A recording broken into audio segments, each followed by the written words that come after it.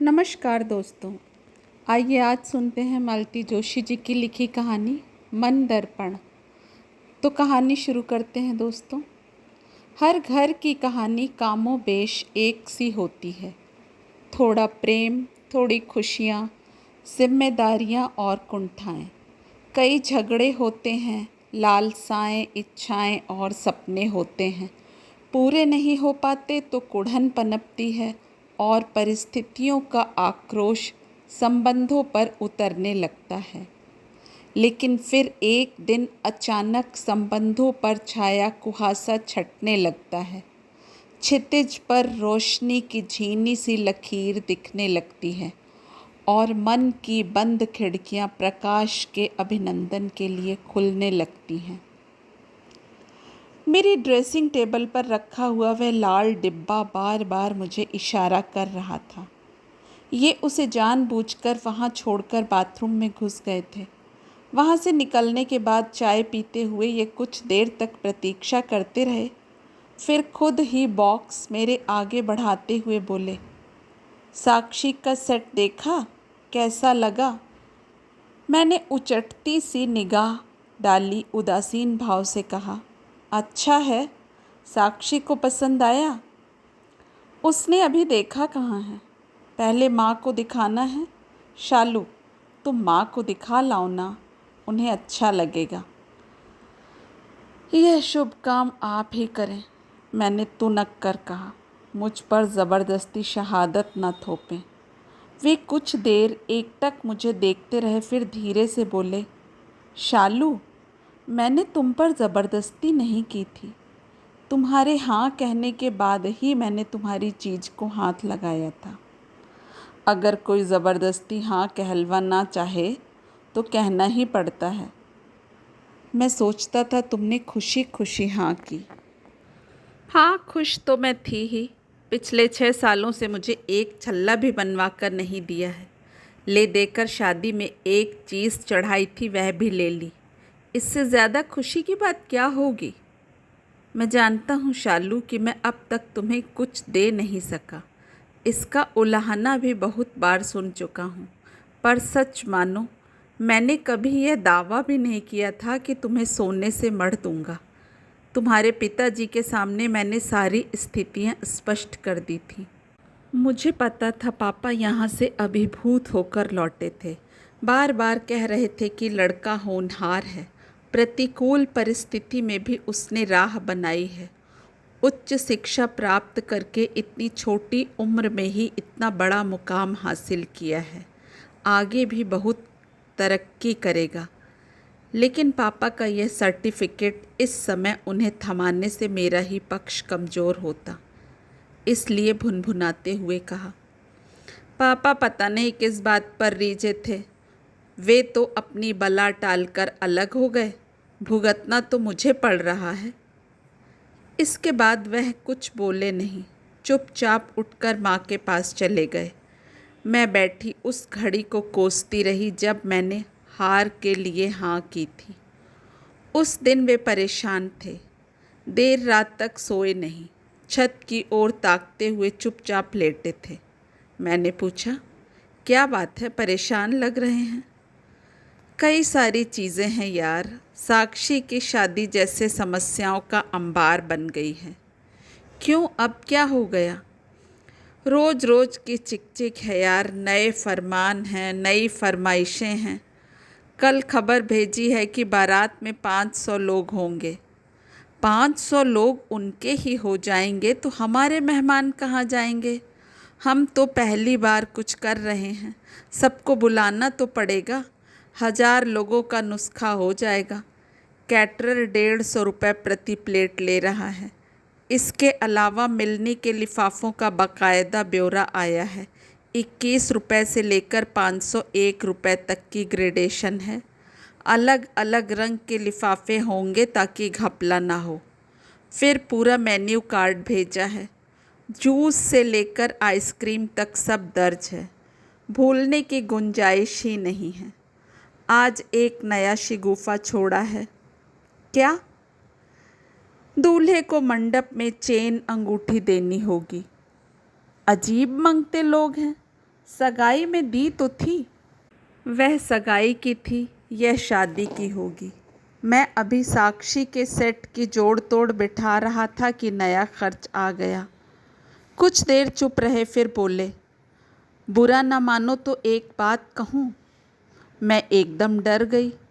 कहीं यह ना कह दें कि तुम्हारे पास तो दो दो सेट हैं, एक साक्षी को दे दो। मैं भीतर ही भीतर तन कर बैठ गई। सोच लिया कि साफ मना कर दूंगी। वे बोले, अपनी शादी में तुम्हारे यहाँ से मेरे लिए एक अंगूठी और चेन आई थी। वे दोनों चीज़ें वैसी की वैसी रखी हुई हैं, क्योंकि मैं तो पहनता नहीं हूँ। वे ही उठाकर दे दें तो क्या हर्ज है, 10-15 हज़ार बच जाएंगे। इस समय तो मेरे लिए एक एक पैसा कीमती हो रहा है।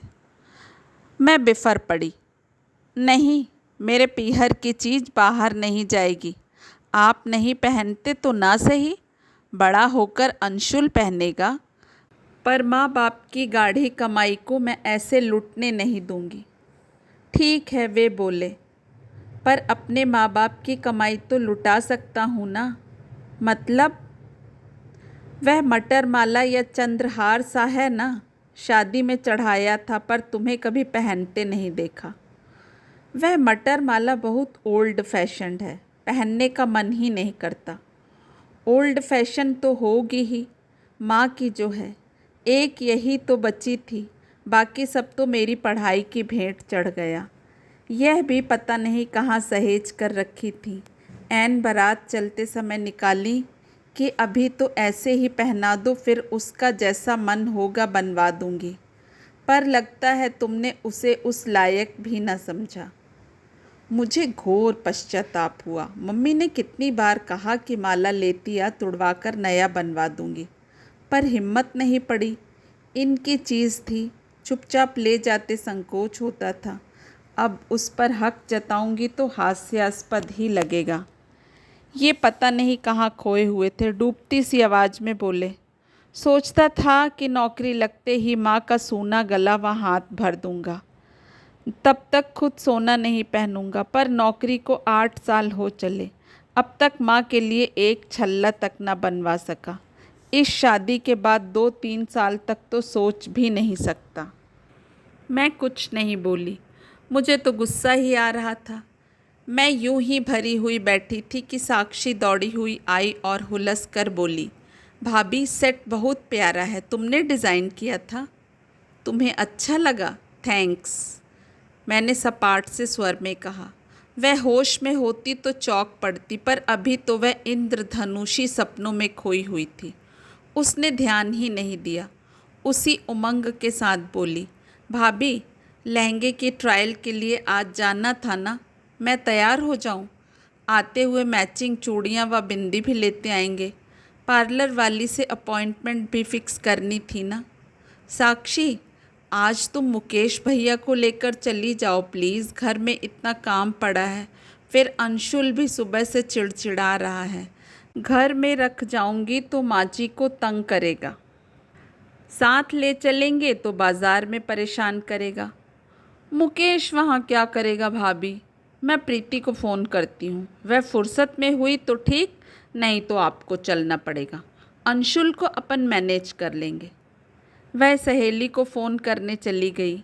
ये दरवाजे पर खड़े थे, उसके जाते ही भीतर आ गए। बोले, साथ चली ही जाती तो क्या हो जाता, बेचारी का मन रह जाता। 8 दिन बाद तो वह तुमसे कहने नहीं आएगी ना। उनका स्वर बेहद उदास था। पता नहीं वे मेरी बेरुखी से दुखी थे या बहन के संभावित विच्छोह से व्यथित थे। शायद दोनों कारण रहे हों, पर मैंने परवाह नहीं की। कहा, आप मुझे इमोशनली ब्लैकमेल करने पर क्यों तुले हैं? ब्लैकमेल तो तुम मुझे कर रही हो। गलत फहमी में मुझसे एक भूल हो गई है, पर उसकी सज़ा मुझे दो। उस बेचारी का क्या कसूर है?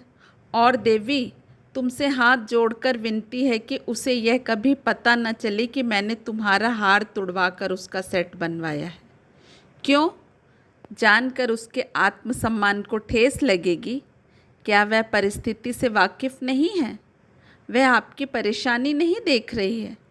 लड़की आर्किटेक्ट है, गूंगी गुड़िया तो नहीं कि कुछ समझ ना आता हो। कोई स्वाभिमानी लड़की होती तो शादी के लिए साफ मना कर देती। शादी क्या बच्चों का खेल है कि एकदम से मना कर देती। एक शादी टूटने का मतलब क्या होता है जानती हो? व्यवहारिक पक्ष छोड़ भी दिया जाए तो दूसरी तरह से सोचो, संबंधों का भावनात्मक पक्ष भी होता है। सगाई को 6 महीने हो चले हैं, एक ही शहर में हैं, 20 बार मिले हैं। दोनों के मन भी इस बीच आपस में जुड़े होंगे।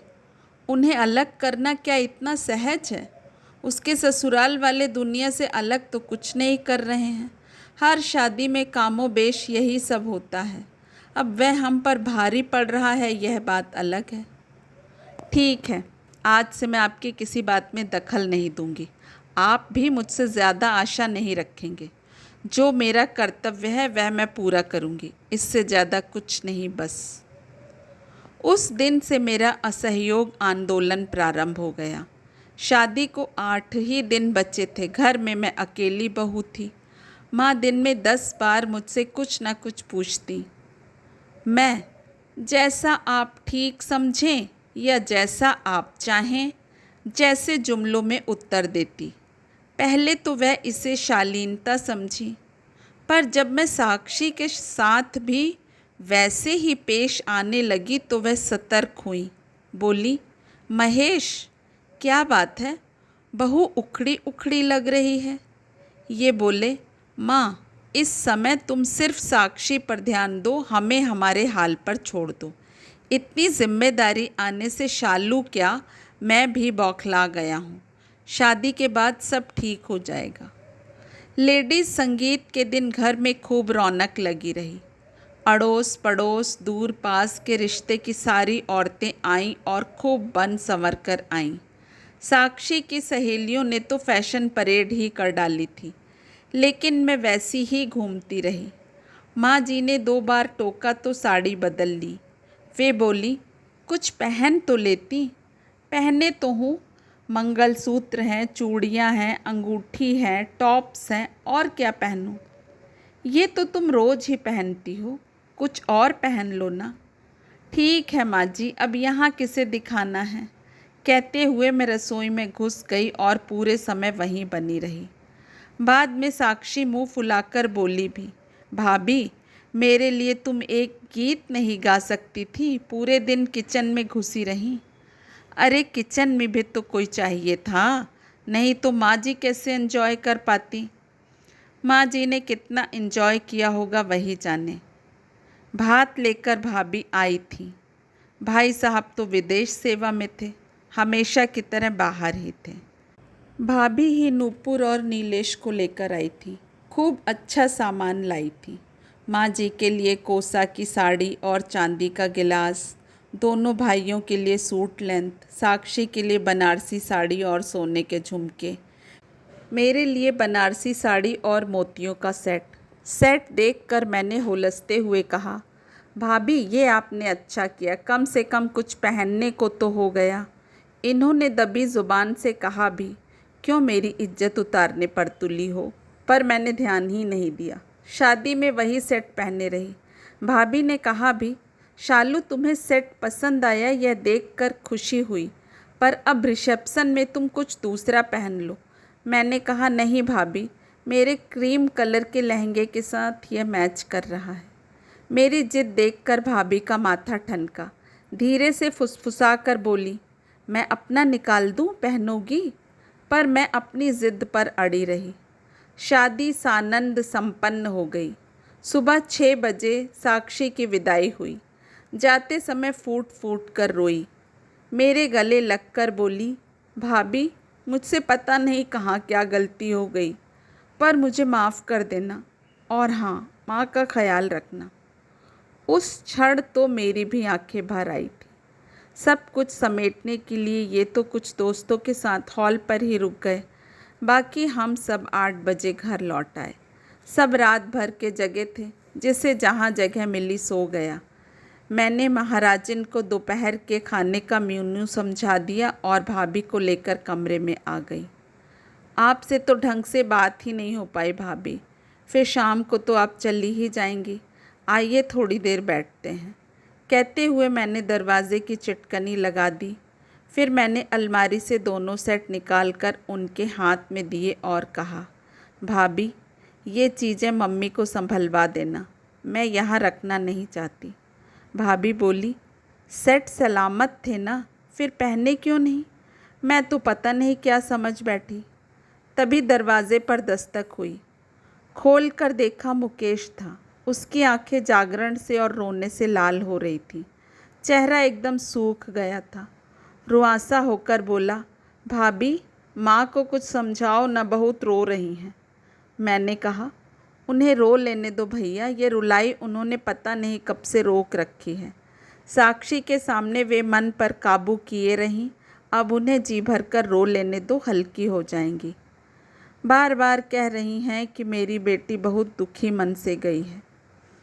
खुशी खुशी कौन लड़की विदा होती है भला?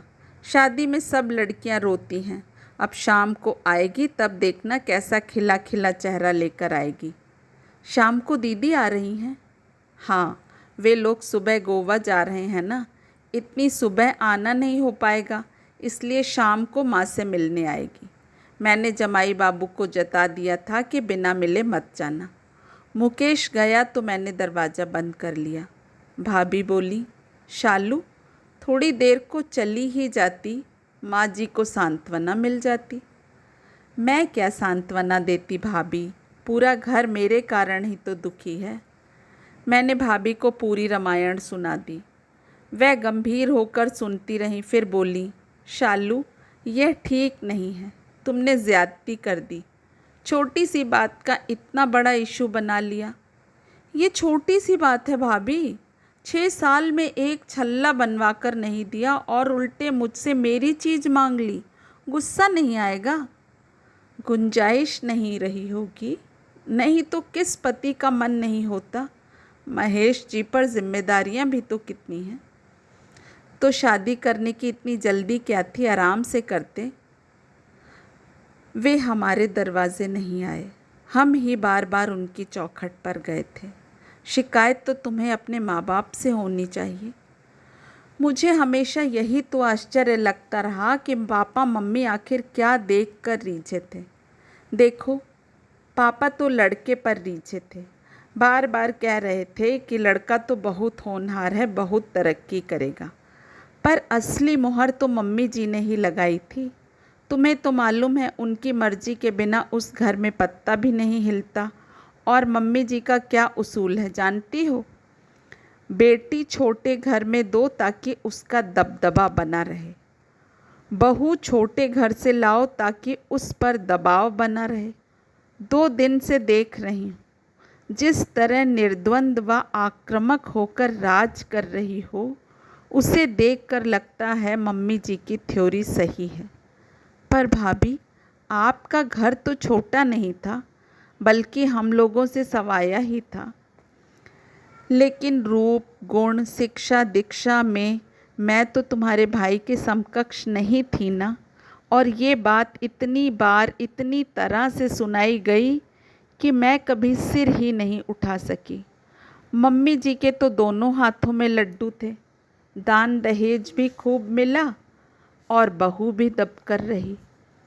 पति विदेश सेवा में है, पर मैं तो यहाँ देश में ही सड़ रही हूँ। पहले मम्मी तब पापा की तबीयत का बहाना था, अब बच्चों की पढ़ाई का। आधी जिंदगी तो यूं ही निकल गई। भाभी ने उसास भरते हुए कहा। सुनकर बहुत बुरा लगा। कहा, सॉरी भाभी, इस ओर कभी हमारा ध्यान गया ही नहीं। वह बात तुम्हारे ध्यान देने की थी ही नहीं, उसे भूल जाओ। अब जो मैं बता रही हूँ उसे ध्यान देकर सुनो। मैं शायद यह बात कभी नहीं बताती, पर आज ज़रूरत महसूस हो रही है। बताइए। मेरी शादी में लड़के वालों की ओर से। लड़के वालों मतलब हमारे यहाँ से? मैं चौंक कर पूछने लगी। हाँ, तुम्हारे यहाँ से खास हिदायत आई थी कि बर्तनों पर नाम न डाला जाए। आज्ञा का पालन किया गया। माँ ने दामाद के लिए 5 चांदी के बर्तन भेजे थे। थाली, 2 कटोरियाँ, गिलास, चम्मच। पर जानती हो, माँ के दामाद ने उसमें एक दिन भी खाना नहीं खाया। क्यों? क्योंकि वे बर्तन तुम्हारी माँ के दामाद के लिए सहेज कर रख दिए गए थे। मुझे शादी में मिला वह चांदी का थाल याद आ गया, जिसे देखकर मेरे ससुराल वालों की आंखें खुली रह गई थीं। भाभी आगे बता रही थी, बारातियों के स्वागत के लिए 51 चांदी के गिलास मांगे गए थे। शादी में केवल 30 ही गिलास दिए गए। बताया गया कि कुछ बड़े बुजुर्ग बुढ़ापे के कारण नहीं आ पाए हैं, उन्हें घर पर दिए जाएंगे। वे 21 गिलास अपना नाम खुदवाकर तुम्हारी शादी में बारातियों को दिए गए थे, जबकि यहाँ से मांग भी नहीं थी। शादी में मेरे दोनों भाई आए थे, उन्होंने गिलास पहचान लिए थे। पर उस समय क्या कहते? आपको भाई साहब से कहना तो था। तुम्हारी मम्मी के सामने तुम्हारे भाई साहब ने कभी मुंह खोला भी है? पापा जी तक तो वे चुप करा देती हैं। खैर, आगे सुनो। शादी में मुझे 5 सेट मिले थे। 2 माँ ने दिए थे, 1 मौसी ने, 1 मामा ने, 1 पिताजी के एक दोस्त ने दिया था। उनकी बेटी नहीं थी, इसलिए उन्होंने मुझे ही बेटी माना हुआ था। आपके पास कंगन भी तो बहुत सारे थे, 3-4 जोड़ी तो होंगे। हाँ, तीनों भाइयों में एक बहन थी मैं, और IFS दूल्हा मिल रहा था। मेरे घर वालों ने जी खोल कर खर्च किया था। मेरे रिश्तेदारों ने खुले मन से उपहार दिए थे। शादी के बाद मैंने अपने सारे जेवर मम्मी जी को सौंप दिए थे।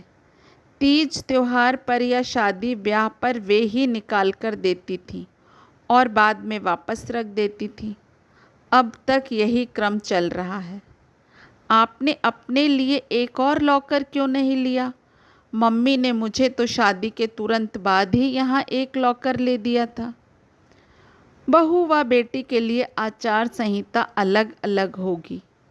मुझे तो अब तक वही निकाल कर देती हैं। शादी के 3-4 साल बाद समझ में आया कि मम्मी जी अदल बदल कर चीज़ें देती हैं। गुप्ता अंकल वाला सेट कभी नहीं दिया, उसे देखा ही नहीं। संकोचवश पूछ भी नहीं पाई। सेट दोबारा कब देखा जानती हो? भाभी को आगे कुछ कहने की ज़रूरत ही नहीं पड़ी। बिना कहे ही मैं समझ गई और शर्म से गड़ गई। दोनों सेट उनके आगे रखते हुए मैंने कांपती आवाज़ में कहा, भाभी, इनमें से कौन सा सेट आपका है, आप रख लीजिए, मम्मी को पता भी नहीं चलेगा। पागल हुई हो? दी हुई चीज़ वापस लूँ? तो इसे मेरी तरफ से नूपुर का उपहार समझ कर ले लीजिए। नूपुर को उपहार उसकी शादी में देना। अभी चुपचाप बैठो, भाभी ने डांटते हुए कहा। मैंने गहने वापस मांगने के लिए गाथा नहीं सुनाई। मैं तो बताना चाह रही थी कि घर गृहस्थी में ऐसा चलता ही है। चाहिए तो यह था कि तुम खुद पति की परेशानियां समझती, खुद ही पेशकश करती। तुम्हें वे संस्कार मिले ही नहीं हैं। तुम अपनी माँ की तरह तानाशाह हो, जबकि महेश जी अपनी माँ की तरह शालीन व सौम्य हैं। दोनों घरों के तरीकों में कितना फ़र्क है, तुम खुद देख लो। तुम्हारी अनुमति के बिना उन्होंने किसी चीज़ को हाथ भी नहीं लगाया। इसे कहते हैं सज्जनता। दुख तो यही है कि तुमने उसका मोल नहीं समझा। खुद भी दुखी हुई और सबको दुखी किया। पश्चाताप में डूबी हुई मैं सिर झुकाए बैठी रही। भाभी के सामने सिर उठाते संकोच हो रहा था। अब उठो, घर गृहस्थी देखो, आराम बहुत हो गया। भाभी ने मुझे टोक दिया तो मैं तंद्रा से जागी। रसोई में जाकर वहाँ का जायज़ा लिया। फिर घर भर में देखा, माँ जी कहीं नज़र नहीं आई। बाकी लोग अलसाए से उठ बैठे थे और खाने की प्रतीक्षा कर रहे थे।